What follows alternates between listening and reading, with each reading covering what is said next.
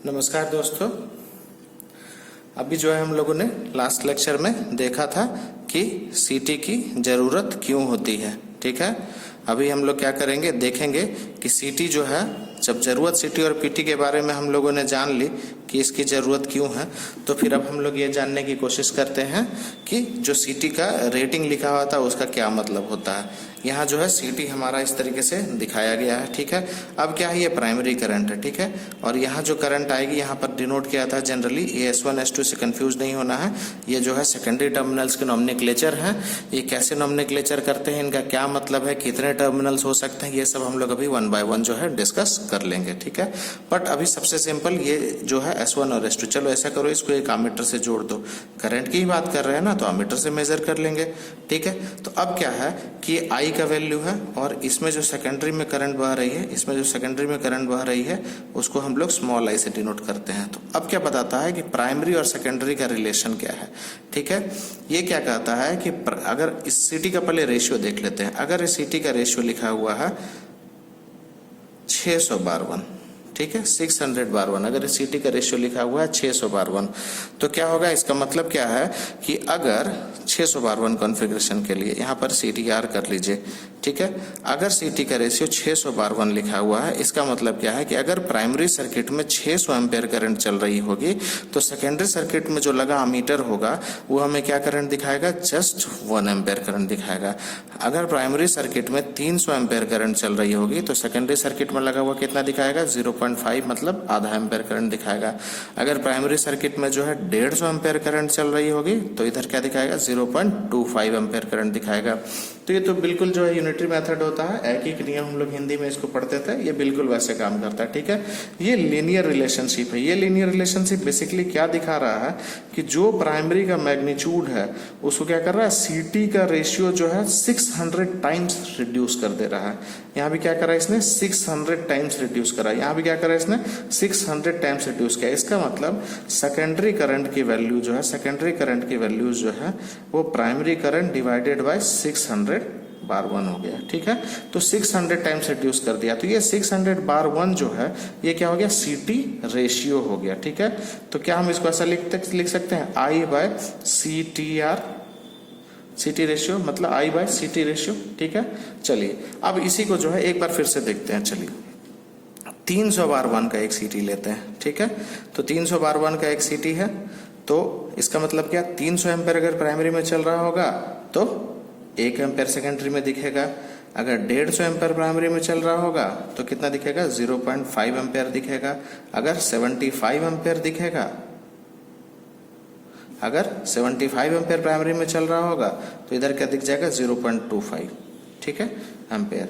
ठीक है ना, ये तो ये क्या कर रहा है कि ये 300 टाइम्स इसको रिड्यूस कर रहा है। ठीक है, इसके हाफ करंट हुआ तो इसका भी हाफ करंट हो गया, मतलब रिडक्शन का रेशियो सेम है हर बार। क्यों, क्योंकि हर बार सीटी रेशियो सेम है। इसका मतलब क्या हो गया कि जो सीटी रेशियो है ये बेसिकली डिनोट करता है कि किस रेशियो से डिडक्शन होना है। ठीक है, किस रेशियो से करंट के मैग्नीट्यूड में कमी आनी है, किस रेशियो से डिडक्शन होना, ये डिनोट करता है बेसिकली सीटी रेशियो।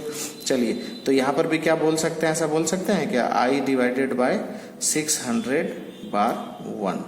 ठीक है, अब ये 600 अब चलिए एक करंट ट्रांसफार्मर है, एक मॉडल लेते हैं। तो करंट ट्रांसफार्मर में क्या है, एक साइड इनपुट होता है, एक साइड आउटपुट होता है। अब कुछ लोग बोलेंगे कि अगर ऐसा डिनोट कर दिया तो ये मतलब कि यही करंट आ रहा है। नहीं, ये हम जो है डिनोट कर रहे हैं एक ब्लॉक डायग्राम के रूप में। ये जो है इसका इनपुट है और ये जो है इसका आउटपुट है। तो ये आउटपुट जो है क्या, ये क्या आएगा आपके पास, हमेशा रिड्यूस्ड वैल्यू। कब, जब ऐसा रेशियो हो। ठीक है, करंट ट्रांसफार्मर जो है जब ऐसा रेशियो होगा कि 600/1, 600/1 का क्या मतलब हो गया कि 600 एम्पेयर करंट को 1 एम्पेयर में कन्वर्ट कर देगा। इसका मतलब जो रिडक्शन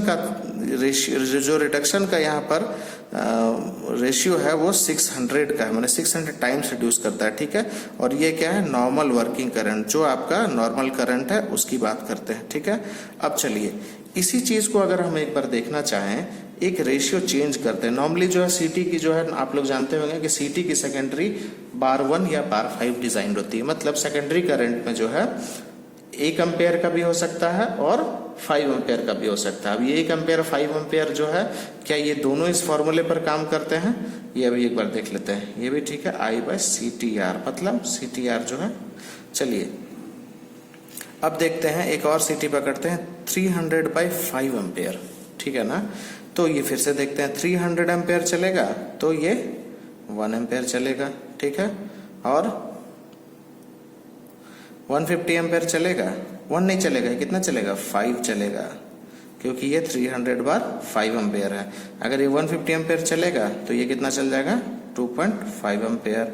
अगर ये 75 एम्पेयर प्राइमरी में चलेगा तो ये कितना चल जाएगा 2.5 का आधा 1.25 एम्पेयर, मतलब सेकेंडरी में इतना करंट मिलता रहेगा, ठीक है। अब जरा एक बार को इस बात को एक बार चेक करने की कोशिश कीजिए कि ये क्या हो सकता है। तो इसको क्या करने के लिए कहा कि एक बार इसी फॉर्मूला में सेट होता है या नहीं होता है, ये जो है एक बार आपको चेक करना है, ठीक है ना। ये कैसे चेक कर लेंगे भाई, एक बार आप क्या करेंगे, ये 300/5 का मैग्नीट्यूड कितना आएगा 300/5 कितना हो गया 300/5, 5 से 6 बार में 60 हो गया, कितना 60। तो ये देखिए 300 को 300 डिवाइडेड बाय 60 क्या 5 आ जाएगा, हाँ आ जाएगा, बिल्कुल आ जाएगा। 150 डिवाइडेड बाय 60 क्या 2.5 आ जाएगा, हाँ बिल्कुल आ जाएगा। 75 डिवाइडेड बाय 60, 75 डिवाइडेड बाय 60 या फिर मल्टीप्लाइड बाय 1/60 तो 1.25 आ जाएगा। तो हाँ इसका मतलब क्या कि जो ये जो सेकेंडरी करंट है यहाँ भी इस कंडीशन को जो है मीट कर रही है कि secondary current is equal to primary current divided by 60, मतलब primary current divided by CTR, ठीक है। अब इस जो फॉर्मूला हम लोग डिराइव करने की कोशिश कर रहे हैं इसमें एक कंडीशन है, ये जो CTR है इसके लिखने का फॉर्मेट जो है वो फिक्स होना चाहिए, ठीक है ना। अब CT रेशियो, CT का काम क्या है, करंट को बढ़ा देना या करंट को घटा देना। For our purpose in this case हम लोग क्या कर रहे हैं, करंट को रिड्यूस कर रहे हैं। तो इसका मतलब क्या है कि ये जो CTR है करंट को रिड्यूस करने के लिए है। तो यहाँ पर क्या हम लोगों ने अभी देखा था कि CT को एक ब्लॉक डायग्राम में जब देखेंगे तो कुछ इनपुट आता है और कुछ आउटपुट आता है। इनपुट को हम लोग कैपिटल I से डिनोट कर रहे थे और आउटपुट को स्मॉल I से डिनोट कर रहे थे, और इसका जो अपना रिड्यूस करने का जो पैरामीटर था उसको हम लोग CT रेशियो से डिनोट कर रहे थे। तो ये CT रेशियो बेसिकली क्या है, इसका ट्रांसफर फंक्शन के रूप में, ट्रांसफर फंक्शन वर्ड इग्नोर करिए क्या है CT रेशियो, क्या है बेसिकली आउटपुट करंट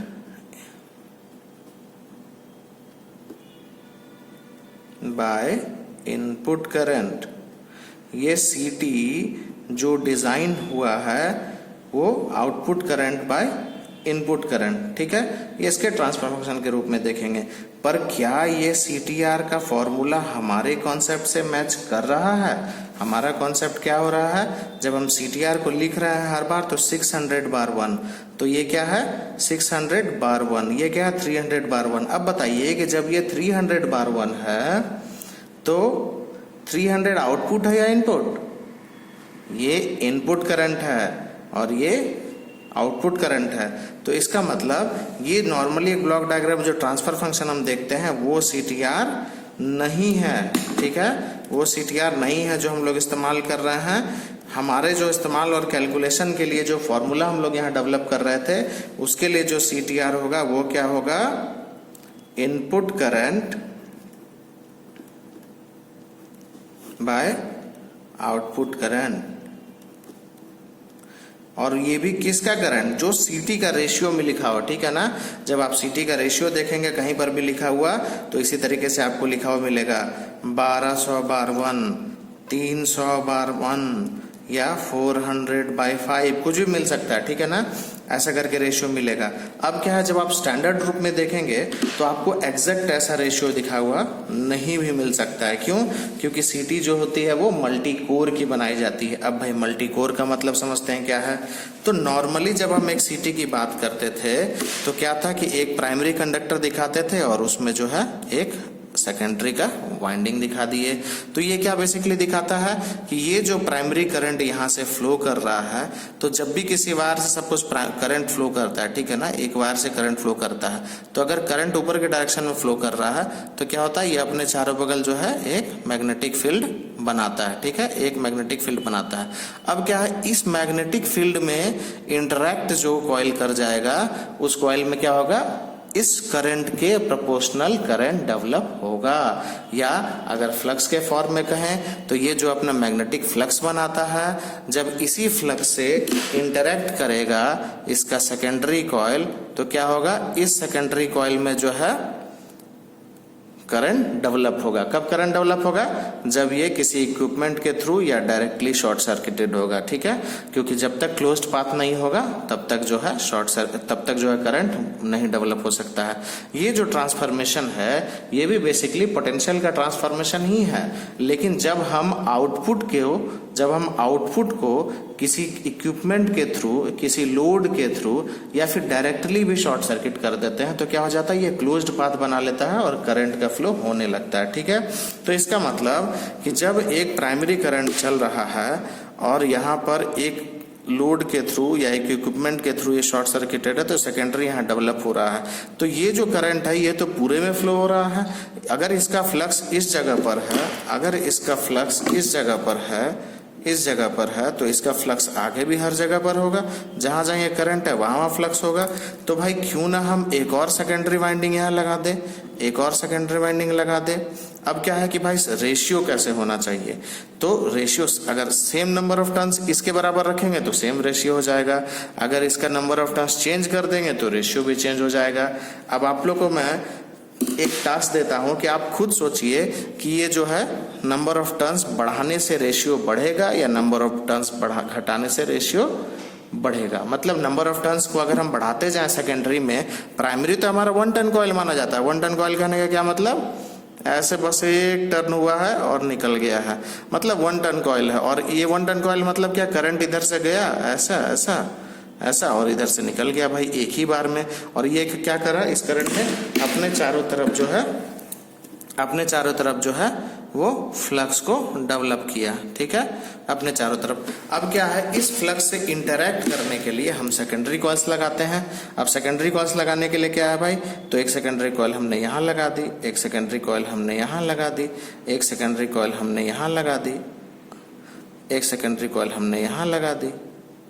अब ये जितने सेकेंडरी कॉइल हम लगा रहे हैं सब में कुछ अंतर है। यहाँ जो है नंबर ऑफ टर्न्स कम दिख रहे हैं, फिर कुछ बढ़ गए, फिर कुछ बढ़ गए, फिर कुछ बढ़ गए।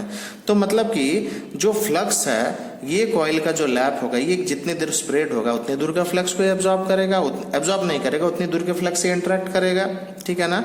तो उतनी दूर के फ्लक्स से इंटरेक्ट करने के बाद इसमें जो पोटेंशियल डेवलप होगा और बाद में जब जो है हम इसको शॉर्ट सर्किट कर देंगे या किसी इक्विपमेंट से शॉर्ट कर देंगे तो जो करंट डेवलप होगा, इसको जो फ्लक्स मिलेगा ये कंपैरेटिवली ज्यादा होगा, इसको जो फ्लक्स मिलेगा ये कंपैरेटिवली ज्यादा होगा। तो इसका जो करंट है इससे क्या होना चाहिए, ज्यादा या कम, कमेंट में बताइएगा मुझे। स्पेसिफिकली इस टाइम लाइन को बताते हुए बताइएगा मुझे, अगले लेक्चर में मैं इसको क्लियर करूंगा। इसमें जो नंबर ऑफ टर्न्स है ये ज्यादा फ्लक्स को एंटरटेन कर रही हैं, इन दोनों के मुकाबले और ज्यादा फ्लक्स यहाँ पर है, तो इसका मतलब शायद और ज्यादा पोटेंशियल डेवलप हो। जब इसको शॉर्ट करेंगे तो इसमें करंट, तो चलिए इसका नाम I1, इसका नाम I2, इसका नाम I3, इसका नाम जो है I4। अंतर क्या है कि नंबर ऑफ टर्न्स यहाँ से इसमें ज्यादा है, इससे इसमें ज्यादा है, इससे इसमें ज्यादा है। आपको मुझे बताना है कि I1, I2, I3, I4 में मैग्नीट्यूड के हिसाब से कौन सा ज्यादा होगा और कौन सा कम, ठीक है। अब क्या है कि एक ही वायर है जिस पर ये करंट फ्लो हो रहा है, मतलब सबसे आई करंट ही हो रहा है। बस अंतर क्या है कि जितने ज्यादा नंबर ऑफ टर्न्स हैं उतना ज्यादा फ्लक्स का लिंकेज हो रहा है, उतना ज्यादा फ्लक्स का एरिया मिल रहा है। तो इसलिए करके क्या है कि जो करंट डेवलप होगी वो भी अलग अलग है। अब भाई जो करंट डेवलप होगी जब वो अलग अलग आपको पता चल जाएंगे तो सीटी रेशियो भी हमने अभी तुरंत देखा था कि सीटी रेशियो क्या होता है, input current by output current. तो जब ये पता चल जाएगा कि ये कितना बढ़ रहा है तो ये भी पता चल जाएगा आपको कि सीटी रेशियो जो है। तो आप मुझे ये भी बताइएगा कि सीटी रेशियो ऑफ 1, सीटी रेशियो ऑफ 2, सीटी रेशियो ऑफ 3 और सीटी रेशियो ऑफ 4 में क्या रिलेशन होगा, कौन किससे बड़ा होगा, कौन किससे छोटा होगा। एंड यस, अपने कमेंट्स में कोशिश कीजिएगा कि कुछ एक्सप्लेनेशन भी दे सके थोड़ी बहुत, क्योंकि हम लोग यहाँ डिस्कशन करने के उद्देश्य से आते हैं तो मैं भी चाहूँगा आपसे कुछ सीखना। और कुछ नहीं तो ये जरूर सीखना चाहूंगा कि अगर लोगों में कंफ्यूजन है तो किस बात को लेकर के, ठीक है। तो क्या है कि एक ही कॉइल से हमने 3-4 जो है सेकेंडरी कोर्स कनेक्ट कर दिए और क्या किया, सबका अलग अलग सीटी रेशियो एस्टेब्लिश करने की कोशिश करी, ठीक है। तो आप मुझे जरूर बताइए ये कमेंट में कि इनके करंट के बीच में क्या रिलेशन होगा, टेक योर टाइम। और जब करंट के बीच का रिलेशन आपको पता है तो इनका सीटी रेशियो के बीच में रिलेशन क्या होगा। और अब जो ये है कि जब एक ही प्राइमरी करंट को यूज करते हुए एक ही बॉक्स के भीतर 4 तरीके के सेकेंडरी कॉइल्स का इस्तेमाल किया जा रहा है तो इन सेकेंडरी कॉइल्स को क्या कहेंगे, कोर्स ऑफ सीटी। कितने कोर की सीटी हो गई, first core, second core, third core और फोर्थ कोर, ठीक है। ये 4 कोर की सीटी होगी। कोर का क्या मतलब हो गया, इसका मतलब एक ही बक्से के अंदर एक ही प्राइमरी सर्किट को इस्तेमाल करते हुए एक ही प्राइमरी करंट के फ्लक्स को इस्तेमाल करते हुए, फ्लक्स एट डिफरेंट लोकेशंस, एक के ऊपर एक नहीं बांध देंगे, ठीक है। तो फ्लक्स एक ही प्राइमरी सर्किट के करंट को इस्तेमाल करते हुए जब डिफरेंट सेकेंडरी करंट्स डिराइव करी जाती हैं तो उसको क्या कहते हैं, कोर ऑफ सीटी, ठीक है। अब क्या है, इनके वाइंडिंग के तरीके, इनका जो है जिस सेकेंडरी वाइंडिंग से बांधा जा रहा है, वाइंडिंग की जा रही है, उसका जो मटेरियल है उसके आधार पर क्या होता है, सबका क्लास अलग अलग डिफाइन होता है, ठीक है। क्लास किस क्या कहते हैं, क्लास एक्यूरेसी क्लास, कितनी सटीकता से काम कर सकता है एक्यूरेसी क्लास, इसको हम लोग देखेंगे अलग से। एक्यूरेसी क्लास क्या है, कहाँ जरूरत है, और जो हमारा 3 सेगमेंट हमने पढ़ा था कि क्या क्या 3 सेगमेंट होता है, एक होता है मीटरिंग, दूसरा क्या होता है कंट्रोल, और तीसरा क्या होता है प्रोटेक्शन। इसमें कहाँ कहाँ इस्तेमाल होता है और कैसे इस्तेमाल होता है, कौन सा एक्यूरेसी क्लास मीटरिंग के लिए है, कौन सा एक्यूरेसी क्लास प्रोटेक्शन के लिए है। फिर इसमें भी जो है स्टेजेस ऑफ प्रोटेक्शन है, कुछ जो है प्रोटेक्शन फ्रंट लाइन प्रोटेक्शन है, होते हैं ना, कोरोना के फ्रंट लाइन वॉरियर्स हैं, कुछ घर पर रह करके भी कोरोना से लड़ रहे हैं, तो बिल्कुल वैसे ही स्टेजेस ऑफ प्रोटेक्शन, ठीक है ना। स्टेजेस ऑफ प्रोटेक्शन जो है किन स्टेजेस में किस तरीके के एक्यूरेसी क्लास का इस्तेमाल किया जाएगा, ठीक है ना। तो ये चीजें जो है हम लोग उसके बाद एक्यूरेसी क्लास की जो है देखेंगे। अभी जो है आप मुझे इस वीडियो के एंड में ये जरूर बताइए कि इस अगर आप मेरे बताए हुए कॉन्सेप्ट को समझे हैं तो आई एक्सपेक्ट कि आप लोग ये जरूर बता पाएंगे कि फ्लक्स की लिंकेज ज्यादा होगी तो ज्यादा करंट मिलेगा या कम करंट मिलेगा, नंबर ऑफ वाइंडिंग से क्या इफेक्ट आएगा, ठीक है ना। वैसे भी जो ट्रांसफॉर्मेशन रेशियो होता है वो क्या होता है कि CTR जिससे अभी हम डिफाइन कर रहे थे वो क्या था, कहीं ना कहीं इस वाइंडिंग से ही रिलेटेड था। तो मैं चाहूंगा कि आप लोग कुछ कमेंट करें, उसके बाद मैं जो है इसके बारे में एक नेक्स्ट लेक्चर करूंगा। हाँ, सीटी के स्पेसिफिकेशंस के बारे में हम लोग नेम प्लेट के बारे में पढ़ेंगे इनके बाद, लेकिन सीटी के टाइप्स रेजिन वाले बने हुए होते हैं, आउटडोर टाइप होते हैं, लाइव टैंक होते हैं, डेड टैंक होते हैं, उसके लिए एक प्रेजेंटेशन बेस्ड जो है लेक्चर में तैयार कर रहा हूँ। थोड़ा सा डिले आएगा, वो थोड़ा समय जो है कम मिल रहा है, बट हाँ साथ में जुड़े रहिए और इस पर कमेंट जरूर करिएगा। It will help me to encourage me and my team, ठीक है। चलिए तो मिलते हैं नेक्स्ट वीडियो में। Do like, share and subscribe with your friends और बने रहिए हमारे साथ इस ज्ञान यज्ञ में।